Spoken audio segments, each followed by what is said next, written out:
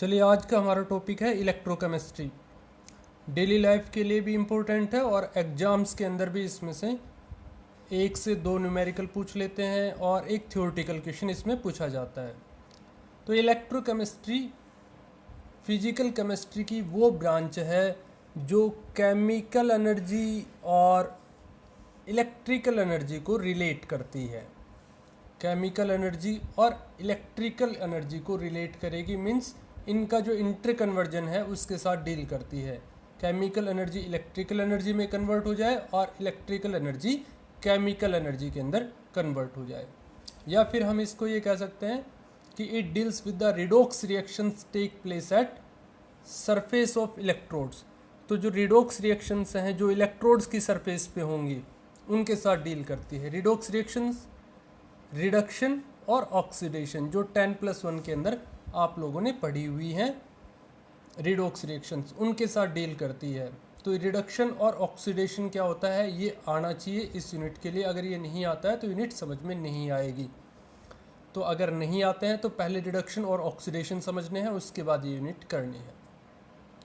इसके अंदर एक चीज़ आएगी बार बार, सेल।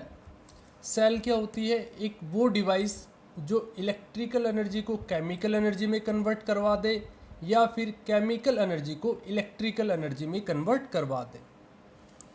जो केमिकल एनर्जी को इलेक्ट्रिकल एनर्जी में या फिर इलेक्ट्रिकल एनर्जी को केमिकल एनर्जी के अंदर कन्वर्ट करवा देती है, उस डिवाइस को हम बोलते हैं सेल। अब वो सेल जो केमिकल एनर्जी को इलेक्ट्रिकल एनर्जी में कन्वर्ट करवाती है उसको हम बोल देते हैं इलेक्ट्रोकेमिकल सेल। जो केमिकल एनर्जी को इलेक्ट्रिकल एनर्जी में कन्वर्ट करवाएगी इलेक्ट्रोकेमिकल सेल, और जो इलेक्ट्रिक एनर्जी को केमिकल एनर्जी में कन्वर्ट करवाएगी उसको हम बोल दें इलेक्ट्रोलाइटिक सेल। आप इस केमिकल एनर्जी को केमिकल चेंज भी पढ़ सकते हैं कि केमिकल चेंज से इलेक्ट्रिसिटी प्रोड्यूस हो और इलेक्ट्रिसिटी सप्लाई करें तो केमिकल चेंज आ जाए। तो ये दो सेल्स हैं, इलेक्ट्रोकेमिकल और इलेक्ट्रोलाइटिक सेल्स, जो इस चैप्टर के अंदर मेनली आपको पढ़नी है। उसके बाद है कि अगर हम सेल्स को कंबाइन कर दें तो हम उसको बोलेंगे बैटरी।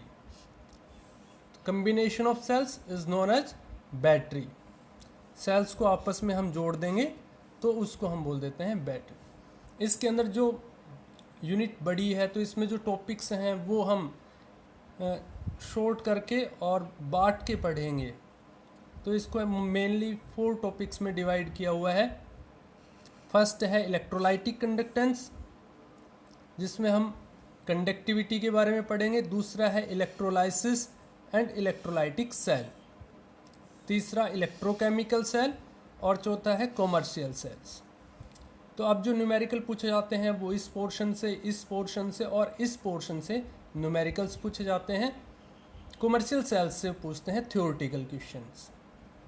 तो देखिए आप सबसे पहले इलेक्ट्रोलाइटिक कंडक्टेंस।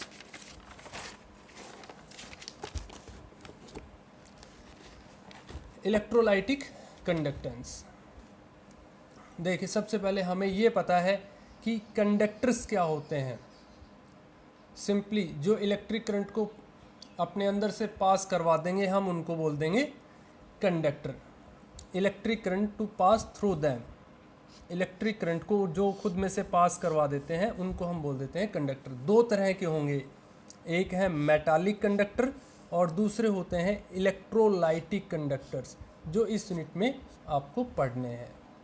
अब एक बार जल्दी इनके बीच में डिफरेंस देख लीजिए।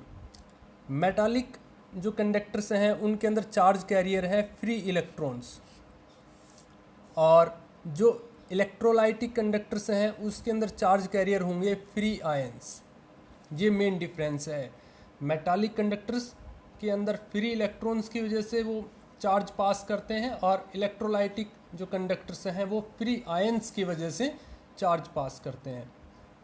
मेटालिक कंडक्टर्स में कोई फिजिकल और केमिकल चेंज नहीं आता है, केवल इलेक्ट्रिसिटी पास होगी तो वो थोड़ा सा गर्म हो जाएंगे, कोई उनके अंदर फिजिकल और केमिकल चेंज नहीं आएगा। जबकि इलेक्ट्रोलाइटिक कंडक्टर्स के अंदर फिजिकल और केमिकल चेंज आता है। ये एक इनमें मेन डिफरेंस है। मेटालिक कंडक्टर्स की कंडक्टिविटी मिलेगी हाई, जबकि इन इलेक्ट्रोलाइटिक कंडक्टर्स की रहेगी लो। अब जो मेटालिक कंडक्टर्स हैं वो ओम्स लॉ और फैराडेज लॉ, इनमें से ओम्स लॉ को ओबे करेंगे, फैराडेज लॉ को ओबे नहीं करते हैं। जबकि ये जो इलेक्ट्रोलाइटिक कंडक्टर्स हैं ये ओम्स लॉ और फैराडेज लॉ इन दोनों को ओबे करते हैं। तो आगे ओम्स लॉ पढ़ेंगे, फैराडेज लॉ पढ़ेंगे। ओम्स लॉ वैसे भी 9th 10th क्लास में आ जाता है, यहाँ मेनली फैराडेज लॉ को डिस्कस करेंगे।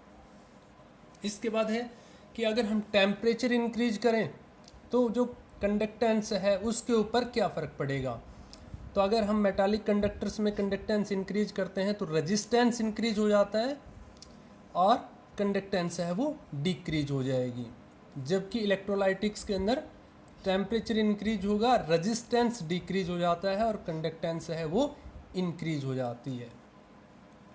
तो ये इनके अंदर डिफरेंस थे। अब देखिए कि इलेक्ट्रोलाइट हम बोलते किसको हैं। वो सब्सटेंस जो उनकी एक्वस स्टेट के अंदर या मोल्टन स्टेट के अंदर इलेक्ट्रिसिटी को पास करवा देते हैं, उनको हम बोलते हैं इलेक्ट्रोलाइट्स।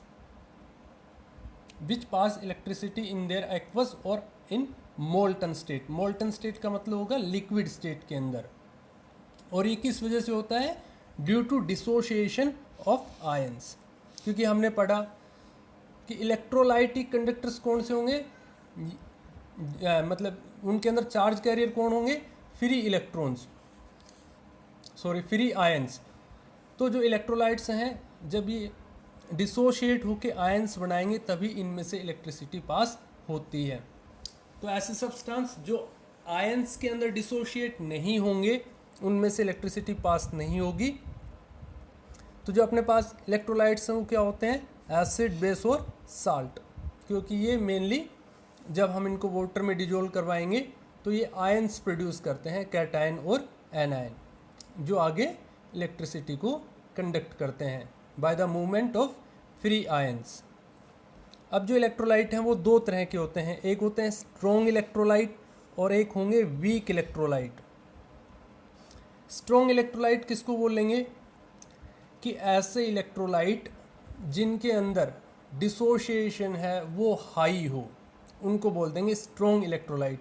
और जिनके अंदर डिसोशिएशन कम होगा उनको हम बोलेंगे वीक इलेक्ट्रोलाइट। तो जो ऑलमोस्ट डिसोशिएट हो जाते हैं वो कहलाते हैं स्ट्रॉन्ग इलेक्ट्रोलाइट, और जो पार्शियली डिसोशिएट होंगे उनको हम बोलेंगे वीक इलेक्ट्रोलाइट्स।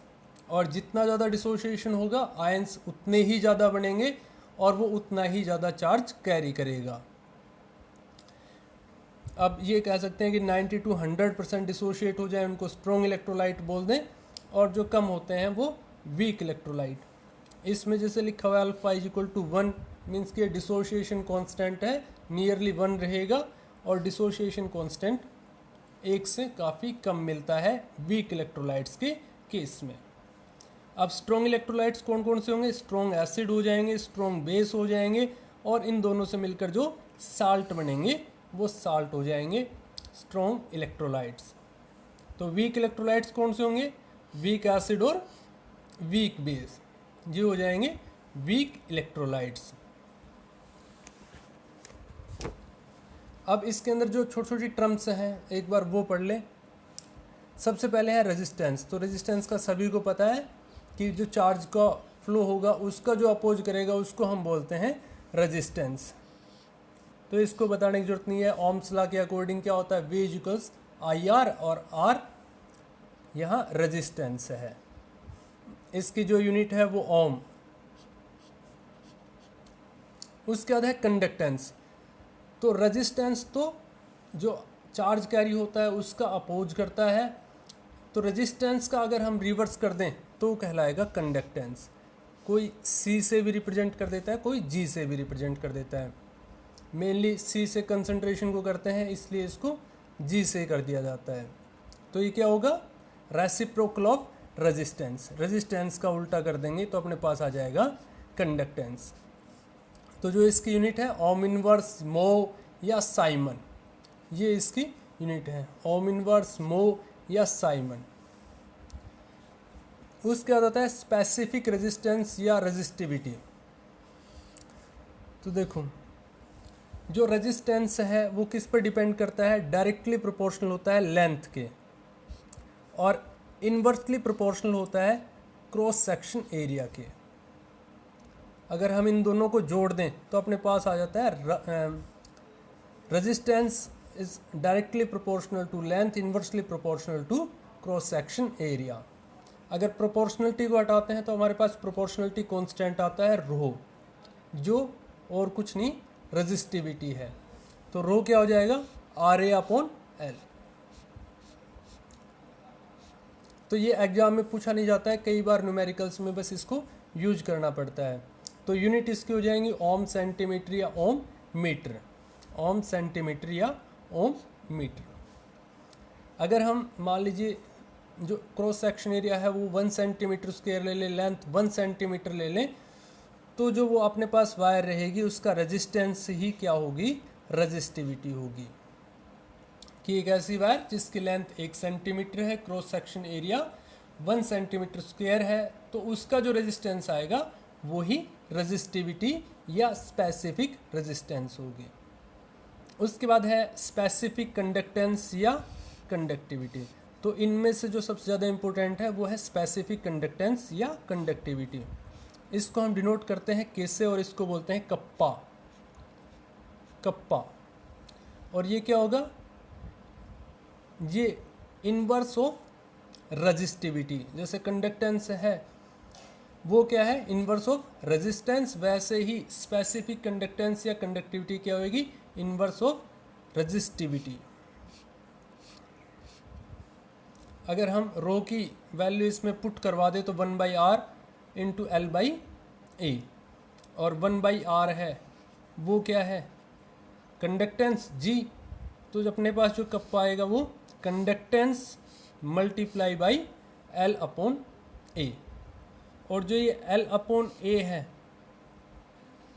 कोई भी एक पर्टिकुलर सेल लेंगे उसके लिए जो L और A की वैल्यू है वो फिक्स रहेंगी, इसलिए L/A को हम बोल देते हैं सेल कांस्टेंट। कि कोई एक पर्टिकुलर सेल ली हुई है, उसमें जो इलेक्ट्रोड्स के बीच की दूरी है L, और उनका जो क्रॉस सेक्शन एरिया है वो सेम रहेगा, तो ये जो वैल्यू है ये चेंज नहीं होंगी एक पर्टिकुलर सेल के लिए, तो इनको बोल देते हैं सेल कांस्टेंट। तो अपने पास जो कंडक्टिविटी है वो क्या आएगी, कंडक्टेंस इनटू सेल कांस्टेंट। इसकी जो यूनिट है वो ओम इनवर्स मीटर इनवर्स या साइमन मीटर इनवर्स। अब देखिए कि जैसे हम इसको के को और कैसे बता सकते हैं कि मान लीजिए इलेक्ट्रोड्स के बीच का जो लेंथ है वो है 1 सेंटीमीटर और उनका क्रॉस सेक्शन एरिया है 1 सेंटीमीटर स्क्वायर, तो उसकी जो कंडक्टेंस होगी वही उसकी कंडक्टिविटी होगी। तो हम ये कह दें कि it is the conductance of the 1 centimetre cube electrolyte.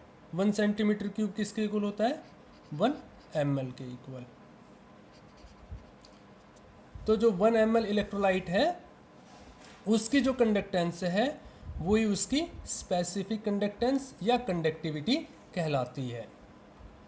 तो ये वाला है ना, ये ध्यान रखिएगा, ये बार बार यूज होगा, जो कप्पा वाला है या जो कंडक्टिविटी है वो, और एग्जाम में कई बार इसकी यूनिट भी पूछ ली जाती है।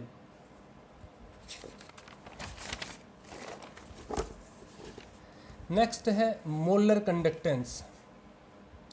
तो मोलर कंडक्टेंस क्या होगी कि मान लीजिए हमारे पास 1 मोल इलेक्ट्रोलाइट है और इसको हमने मान लीजिए इसके अंदर इसको डिजोल्व करवाया हुआ है, या फिर एक कोई दूसरा कंटेनर है जिसका साइज इससे ज़्यादा है या वॉल्यूम इससे ज़्यादा है, इसके अंदर डिजोल्व करवाया हुआ है या फिर इसके अंदर डिजोल्व करवाया हुआ है। तो जो 1 मोल इलेक्ट्रोलाइट है वो कंप्लीटली आयंस में डिसोशिएट हो जाए तो इसके जो टोटल आयंस की जो कंडक्टेंस होगी वो कहलाएगी मोलर कंडक्टेंस। चाहे वो इस वाले बिकर में ले लें या इस वाले बिकर में ले लें या अलग अलग जो कंटेनर हैं उनके अंदर ले लें। इसमें मेन क्या है मेन है 1 मोल, कि 1 मोल इलेक्ट्रोलाइट जब आयंस में डिसोशिएट होगा तो उसकी जो कंडक्टेंस है उसको हम बोलते हैं molar conductance. Conductance of the ions produced by 1 mole of electrolyte in A given solution. तो इसके अंदर जो इम्पोर्टेंट है वो है कि ये 1 मोल ऑफ इलेक्ट्रोलाइट है, इसकी कंडक्टेंस होती है किसी भी गिवन सॉल्यूशन के अंदर। तो वॉल्यूम चाहे कम ले लें या ज़्यादा ले लें, अगर अमाउंट 1 मोल है तो वो उसकी मोलर कंडक्टेंस कहलाएगी। होती क्या है molar conductance? Conductivity into V. एक बार ये देख लीजिएगा नीचे और फिर उससे ऊपर वाला आ जाएगा कि जो 1 सेंटीमीटर क्यूब की जो कंडक्टेंस है उसको हम क्या बोल रहे थे? कंडक्टिविटी। यही था। तो जो 20 सेंटीमीटर क्यूब है उसकी कंडक्टेंस क्या होगी? के इंटू वी। 1 सेंटीमीटर की के है तो 20 सेंटीमीटर की हो जाएगी के इंटू वी। अगर मान लीजिए हमें उस इलेक्ट्रोलाइट की मोलरिटी दी हुई है या कंसंट्रेशन दी हुई है m, ये हमें उसकी मोलरिटी दी हुई है, तो हमें सिर्फ ये पता करना है कि उसका 1 मोल कितने इलेक्ट्रोलाइट में कितने वॉल्यूम के अंदर प्रेजेंट है। 1 मोल इलेक्ट्रोलाइट कितने वॉल्यूम के अंदर प्रेजेंट है, तो हमारे पास आ जाएगा कि वो वॉल्यूम जिसके अंदर उसका 1 मोल प्रेजेंट है और उसी की जो कंडक्टेंस है उसको हम बोल देंगे मोलर कंडक्टेंस। उसी की जो कंडक्टिविटी है उसको हम बोल देंगे मोलर कंडक्टेंस। तो अगर मान लीजिए उसकी कंसंट्रेशन m है तो उसका मतलब होता है कि उसके m मोल हैं वो 1 लीटर के अंदर प्रेजेंट हैं या 1000 ml के अंदर प्रेजेंट है, 1000 सेंटीमीटर क्यूब के अंदर। तो उसका 1 मोल कितने में प्रेजेंट रहेगा? 1000 अपॉन ml या सेंटीमीटर क्यूब। तो ये वो वॉल्यूम आ गया जिसके अंदर उसका 1 मोल था। तो ये किसकी थी कि ये उस अगर 1 ml की कंडक्टेंस देखें तो वो ये है, और वो वॉल्यूम जिसके अंदर उसका 1 मोल प्रेजेंट है वो ये है।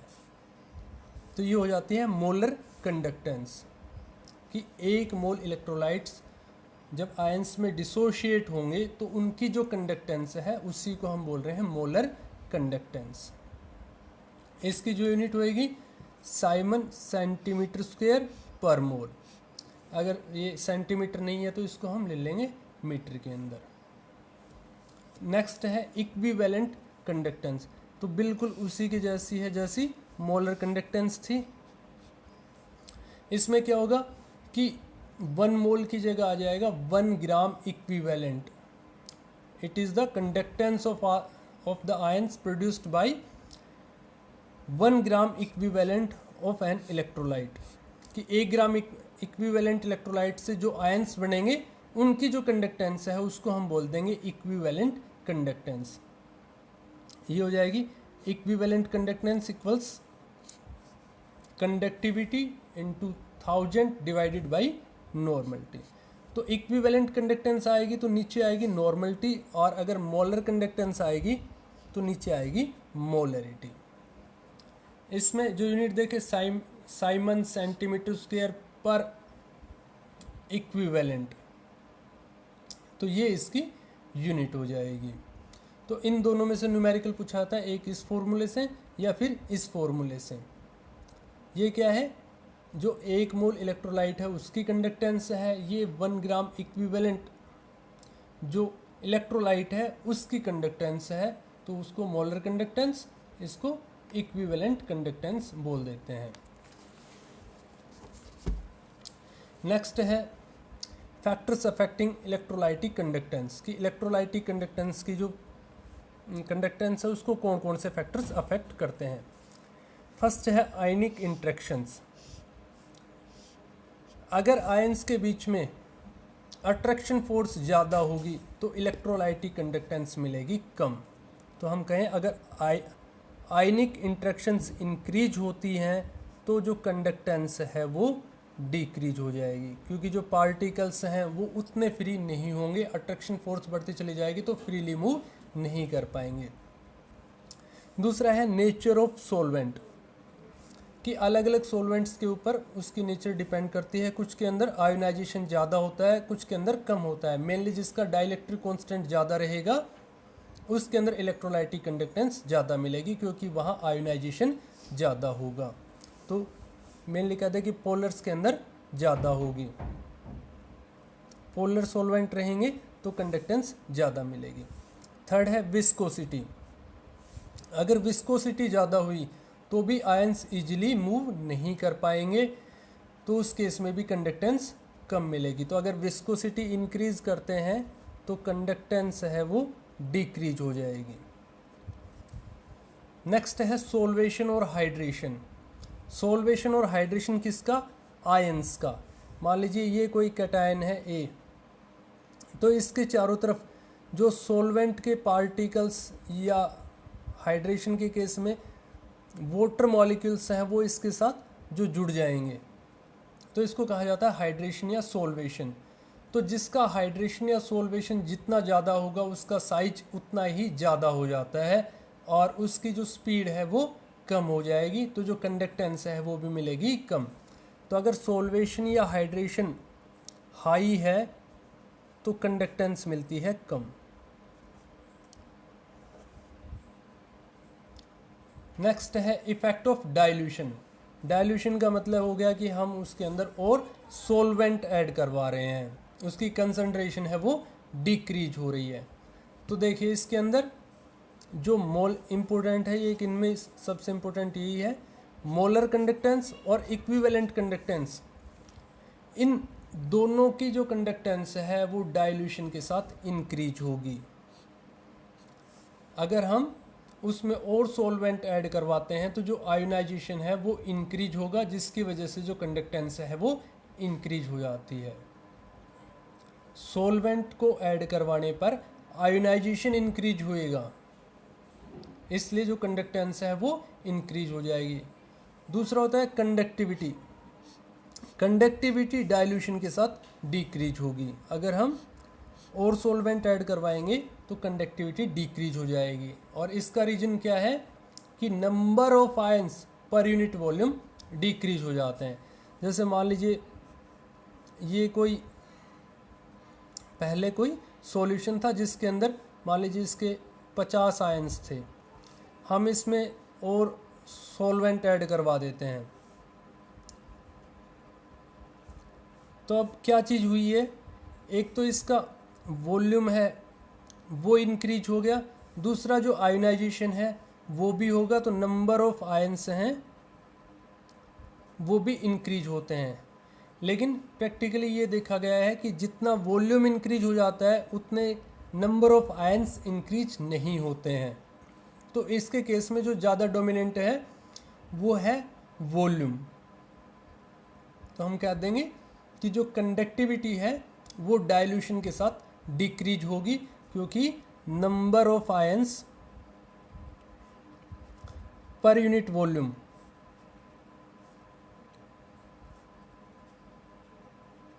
डिक्रीज हो जाते हैं। और अगर नंबर ऑफ आयंस डिक्रीज हुए तो कंडक्टेंस भी डिक्रीज हो जाएगी। तो किस किस में इंक्रीज होती है? मोलर कंडक्टेंस में और इक्विवेलेंट कंडक्टेंस में तो डाइल्यूशन के साथ कंडक्टेंस इंक्रीज होगी, जबकि जो स्पेसिफिक कंडक्टेंस है या कंडक्टिविटी है ये डाइल्यूशन के साथ डिक्रीज होगी। तो ये वाला एग्जाम में कई बार पूछ लेते हैं, what is the effect of dilution on this and this, तो उसके अंदर आपको ये बता देना है।